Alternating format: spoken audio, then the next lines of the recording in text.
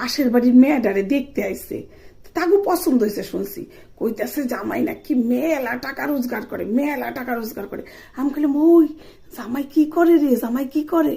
কয় কি জামাইয়ের সালন আছে। ওই সালন আমি বুঝতে পারলাম না, এবার মানুষের মধ্যে বুঝতে পারলাম না, কইলে লজ্জার ব্যাপার, এখানে আমি আর কিছু কইলাম না।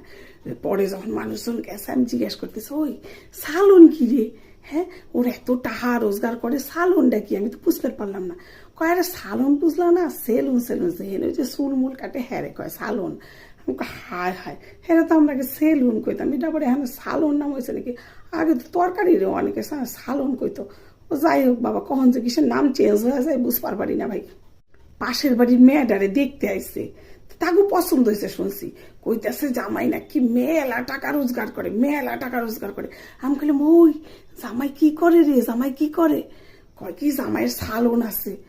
ওই সালন আমি বুঝতে পারলাম না, এবার মানুষের মধ্যে বুঝতে পারলাম না, কইলে লজ্জার ব্যাপার, এখানে আমি আর কিছু কইলাম না। পরে যখন মানুষজন গেছে আমি জিজ্ঞেস করতেছি ওই সালন কি রে, হ্যাঁ ওর এত টাকা রোজগার করে, সালনটা কি? আমি তো বুঝতে পারলাম না।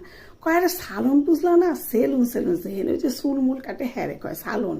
আমি হায় হায়, হ্যাঁ তো আমরা সেলুন কইতাম, এটা পরে হ্যাঁ সালন নাম হয়েছে নাকি?